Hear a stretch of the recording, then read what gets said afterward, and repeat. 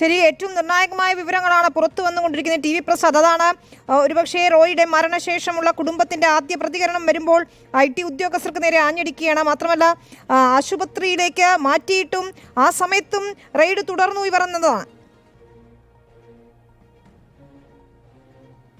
അതുതന്നെയാണ് വിനീത, നമ്മൾ നേരത്തെ റിപ്പോർട്ട് ചെയ്താണ് ഇതിലെ പ്രധാനപ്പെട്ട കാര്യം. ഒരുപാട് റെയ്ഡുകൾ ഉണ്ടാകാറുണ്ട്, ഒരുപാട് പരിശോധനകൾ നടത്താറുണ്ട്, പലരും കേസിൽ അകപ്പെടാറുണ്ട്, ജയിലിൽ പോകാറുണ്ട്. പക്ഷേ ഇത്ര വലിയ ഒരു വ്യവസായി ഒരു പരിശോധനയ്ക്കിടെ, ഒരു കേന്ദ്ര ഏജൻസിയുടെ പരിശോധനയ്ക്കിടെ ഇങ്ങനെ ആത്മഹത്യ ചെയ്യേണ്ടി വരുന്നത് ഇതൊരു പക്ഷേ ആദ്യമാണ് എന്നുള്ളതാണ്. ഈ മരിച്ചതിന് ശേഷവും റെയ്ഡ് തുടർന്നു എന്ന വിവരം, വിവരം ശരിയാണെങ്കിൽ അത് അങ്ങേയറ്റം ക്രൂരമായ നടപടിയാണ് എന്നുള്ളത് തന്നെയാണ് ആ കുടുംബം പറയുന്നത് പോലെ ഏറ്റവും പ്രധാനപ്പെട്ട കാര്യവും. കുടുംബം ഇതിനകം തന്നെ അന്വേഷണ ഏജൻസിക്കെതിരെ, ഇൻകം ടാക്സ് ഡിപ്പാർട്ട്മെൻറ്റിനെതിരെ രംഗത്തെത്തിയിട്ടുണ്ട് എന്നുള്ളത് തന്നെയാണ്. അതിലെ ഉദ്യോഗസ്ഥൻ്റെ പേര്, കൃഷ്ണപ്രസാദിൻ്റെ പേരുൾപ്പെടെ പറഞ്ഞുകൊണ്ടാണ് സഹോദരൻ പറയുന്നത് തന്നെ. എന്തായാലും സഹിക്കാൻ പറ്റാത്ത കാര്യം അവിടെ നടന്നിട്ടുണ്ട് എന്നുള്ളത് തന്നെയാണ് ഈ മരണത്തെക്കുറിച്ച് പറയുമ്പോൾ നമുക്ക് മനസ്സിലാക്കാൻ കഴിയുന്നത്. അവിടെ കഴിഞ്ഞ ദിവസങ്ങളിൽ പരിശോധന നടത്തിയിരുന്നു, ഇന്നും പരിശോധന തുടർന്നിരുന്നു. അങ്ങനെ പരിശോധന തുടരുന്ന ഘട്ടത്തിൽ ഓഫീസിലേക്ക് വിളിച്ചു വരുത്തുന്നു, രേഖകൾ ആവശ്യപ്പെടുന്നു.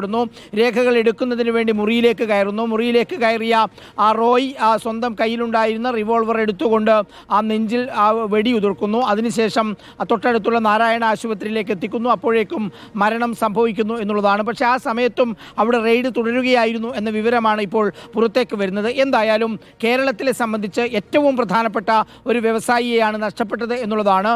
രാജ്യത്തെ തന്നെ അറിയപ്പെടുന്ന ഒരു റിയൽ എസ്റ്റേറ്റ് ഉടമയാണ് ആ CJ റോയ്. CJ റോയിയുടെ മരണം അങ്ങേയറ്റം ഞെട്ടലുളവാക്കുന്നത് പ്രധാനമായും എങ്ങനെയാണ് ഇങ്ങനൊരു പരിശോധനയ്ക്കിടയിൽ ഒരു വ്യവസായിക്ക് മരിക്കേണ്ടി വരുന്നത് എന്നുള്ളതാണ്. ഇനിയിപ്പോൾ വരും ദിവസങ്ങളിൽ ആ കുടുംബം ഉയർത്തുന്ന പ്രധാനപ്പെട്ട ആരോപണവും ഇൻകം ടാക്സ് ഡിപ്പാർട്ട്മെൻറ്റിൻ്റെ മാനസിക പീഡനത്തിനെതിരായിട്ടായിരിക്കാം. അങ്ങനെ ഒരു ആരോപണം ഇതിനകം തന്നെ വന്നു കഴിഞ്ഞു എന്നുള്ളതാണ് ഇതിലെ പ്രധാനപ്പെട്ട ഒരു കാര്യം. എന്തുകൊണ്ടാണ് പരിശോധന നടക്കുന്നതിനിടെ ആ വ്യവസായിയെ ഇങ്ങനെ മാനസിക പീഡനത്തിലേക്ക് കൊണ്ടുചെന്ന് എത്തിക്കുന്നത് എന്നുള്ളത് പ്രധാനപ്പെട്ട ഒരു ചോദ്യം തന്നെയാണ്.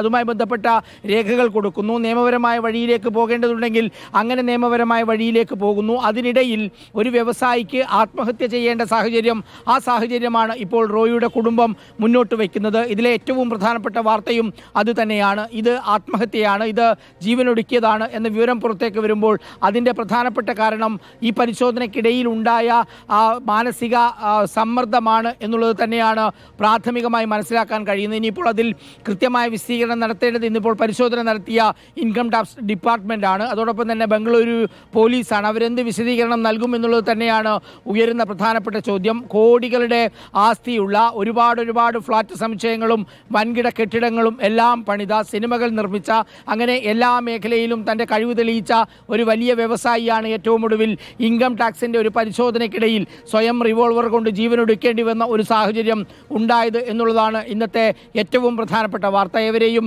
ഞെട്ടിക്കുന്ന വാർത്ത തന്നെയാണ് ഇന്ന് ബംഗളൂരുവിൽ നിന്ന് വൈകിട്ട് പുറത്തേക്ക് വന്നത്.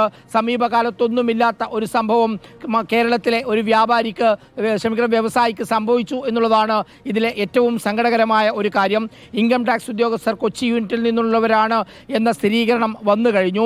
എന്തൊക്കെ പരിശോധനകളാണ് നടത്തിയിരുന്നത്, എന്തൊക്കെ ക്രമക്കേടുകളിലാണ് അവർക്ക് സംശയമുണ്ടായത് എന്നൊക്കെയുള്ള വിവരങ്ങൾ ഇനിയിപ്പോൾ ഇൻകം ടാക്സ് ഉദ്യോഗസ്ഥരാണ് വിശദീകരിക്കേണ്ടത്. അവരുടെ ഒരു നിലപാട്, അല്ലെങ്കിൽ അവരുടെ ഒരു മറുപടി ഈ കേസിൽ ഏറെ പ്രധാനമാണ്. അതോടൊപ്പം തന്നെ ആ റോയിയുടെ കുടുംബത്തിൻ്റെ പ്രതികരണം അത് പൂർണ്ണമായും ഡിപ്പാർട്ട്മെൻറ്റിന് എതിരാണ്. ആ ഉദ്യോഗസ്ഥരുടെ മാനസിക പീഡനമാണ് റോയ് മരിക്കാനുള്ള കാരണമായി അവർ ചൂണ്ടിക്കാണിക്കുകയും ചെയ്യുന്നത്. എന്തായാലും ഇന്ന് പരിശോധനയ്ക്കിടെ ആ CJ റോയ് എന്ന് പറയുന്ന വ്യവസായി മരിക്കുന്നു.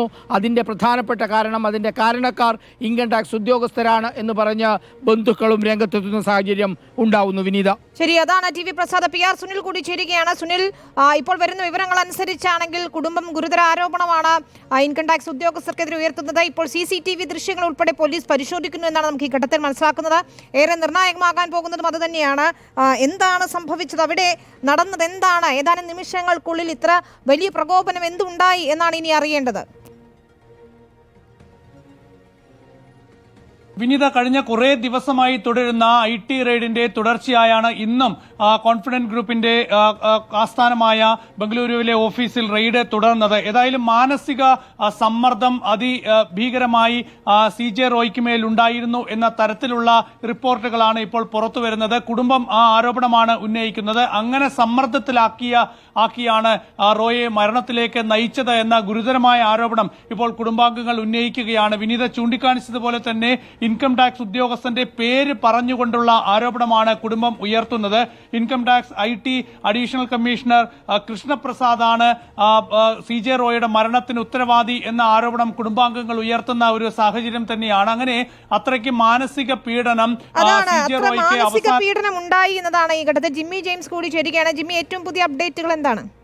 നമുക്ക് മനസ്സിലാകുന്ന അനുസരിച്ച് IT അഡീഷണൽ കമ്മീഷണർ കൃഷ്ണപ്രസാദിനെതിരെയുള്ള ഗുരുതര ആരോപണം. കൃഷ്ണപ്രസാദ് മലയാളിയായ IT ഉദ്യോഗസ്ഥനാണ്. അതേസമയം ഏത് ഡിപ്പാർട്ട്മെൻറ്റിൻ്റെ ഏത് വിഭാഗത്തിൽ നിന്നാണ്, അല്ലെങ്കിൽ ഏത് ജില്ലയിൽ നിന്ന്, ഏത് സംസ്ഥാനത്തു നിന്നുള്ള ടീമാണ് വന്നതെന്ന് നമുക്കറിയില്ല. പക്ഷേ കൃഷ്ണപ്രസാദ് മലയാളിയായ ഉദ്യോഗസ്ഥനാണെന്നാണ് നമുക്ക് മനസ്സിലാക്കുന്നത്. മറ്റൊരു പ്രധാനപ്പെട്ട കാര്യം, ഇത്തരം പരിശോധനകൾ നടക്കുമ്പോൾ, റെയ്ഡ് നടക്കുമ്പോൾ വ്യവസായിയുടെ കയ്യിൽ അല്ലെങ്കിൽ റെയ്ഡ് നടക്കുന്ന സ്ഥാപനത്തിൽ ആയുധങ്ങളുണ്ടെങ്കിൽ അത് അപ്പോൾ തന്നെ പിടികൂടി കൈവശം വയ്ക്കാറുണ്ട്. അങ്ങനെയാണെങ്കിൽ CJ റോയുടെ സർവീസ് കയ്യിലുണ്ടായിരുന്ന റിവോൾവർ എന്തുകൊണ്ട് IT ഉദ്യോഗസ്ഥർ പിടിച്ചെടുത്തില്ല എന്ന ഒരു പ്രധാനപ്പെട്ട ചോദ്യമുയരുന്നു. വളരെ സ്വാഭാവികമായ നടപടിക്രമം മാത്രമാണ്. ആയുധങ്ങളുണ്ടെങ്കിൽ, അത്തരം സാധനങ്ങളുണ്ടെങ്കിൽ റെയ്ഡ് തുടങ്ങുമ്പോൾ തന്നെ ഇതൊക്കെ പിടികൂടി അവരുടെ കൈവശം വയ്ക്കാറുണ്ട്. പക്ഷേ അതുണ്ടായില്ല. അപ്പോൾ ഈ തോക്ക് ആരുടെയായിരുന്നു? അത് റോയുടെ തന്നെയാണോ, റോയ് തന്നെയാണോ വെടിയുതിർത്ത മുതലായ സംശയങ്ങളാണ് ഇപ്പോൾ മറ്റു ചില മേഖലകളിൽ നിന്ന് വരുന്നത്. ഒരു കാര്യം ഉറപ്പാണ്, IT ഉദ്യോഗസ്ഥർക്കെതിരെയുള്ള വളരെ ഗുരുതരമായ ആരോപണം ഉന്നയിച്ചുകൊണ്ട് ഇപ്പോൾ ആളുകളുടെ പേരെടുത്ത് പറഞ്ഞ് ഒരു നിയമയുദ്ധത്തിലേക്ക് പോകാനുള്ള സാധ്യതയാണ് കോൺഫിഡന്റ് ഗ്രൂപ്പിൽ നിന്ന് കാണുന്നത്. CCTV ദൃശ്യങ്ങൾ ഓഫീസിൽ ജിമ്മി, ഇപ്പോൾ വരുന്ന വിവരം അനുസരിച്ച് അദ്ദേഹം സ്വന്തം റൂമിലേക്ക് പോയി അവിടെ നിന്ന് വെടിയുതിർത്തു എന്നതാണ്. ആ വെടിയുതിർക്കുന്ന സമയത്ത് ഒഫീഷ്യൽസ് ആ റൂമിൽ ഉണ്ടായിരുന്നില്ല എന്നുള്ള വിവരങ്ങൾ കൂടി പുറത്തു വരുന്നുണ്ട്. പക്ഷേ എന്തോ പ്രകോപനം ഉണ്ടായിട്ടുണ്ട് എന്ന് കൂടി വ്യക്തമാകുന്നു. ഈ CCTV ദൃശ്യങ്ങൾ പരിശോധിച്ചാൽ അക്കാര്യങ്ങളിൽ വ്യക്തത വരുമെന്ന് തന്നെയാണ് കരുതുന്നത്. വിനിത, CCTV ദൃശ്യങ്ങൾ പരിശോധിക്കുന്നു. റോയിയുടെ കുടുംബം, റോയിയുടെ സഹോദരൻ ഈ കാര്യത്തിൽ വളരെ ഗൗരവമായ ഗുരുതരമായ ആരോപണം ഉന്നയിച്ചിട്ടുണ്ട്. IT ഉദ്യോഗസ്ഥരുടെ ഹറാസ്മെൻ്റ് ആണ് കാരണം. 2, എങ്ങനെയാണ് റെയ്ഡ് നടക്കുന്ന ഇത്രയും ദിവസം കഴിയുമ്പോഴും റോയ് ആത്മഹത്യ ചെയ്തതാണെങ്കിൽ ആ തോക്ക് എങ്ങനെ റോയ്ക്ക് ഉപയോഗിക്കാൻ കഴിഞ്ഞു? ആ ഒരു മേഖല മുഴുവൻ, അതായത് പ്രധാനപ്പെട്ട ഓഫീസുകളിലൊക്കെ പരിശോധന നടക്കുമ്പോൾ റോയിയുടെ സ്വന്തം ഓഫീസിൽ സൂക്ഷിച്ചിരുന്ന തോക്ക് അങ്ങനെയാണെങ്കിൽ അതെങ്ങനെ പിടികൂടപ്പെടാതിരുന്നു എന്നുള്ളതാണ് ഒരു പ്രധാനപ്പെട്ട സംശയമായി വരുന്നത്. അതെന്തായാലും IT ഉദ്യോഗസ്ഥർക്കെതിരെ, പ്രത്യേകിച്ച് IT അഡീഷണൽ കമ്മീഷണർ കൃഷ്ണപ്രസാദിനെ പേരെടുത്ത് പറഞ്ഞുകൊണ്ട് വളരെ വലിയ പ്രത്യാക്രമണമാണ് റോയുടെ കുടുംബം നടത്തുന്നത്. മാനസികമായ കടുത്ത സമ്മർദ്ദത്തിനൊടുവിൽ പിടിച്ചു നിൽക്കാനാവാതെ റോയ് ജീവനൊടുക്കിയെന്നാണ് കുടുംബം പറയുന്നത്.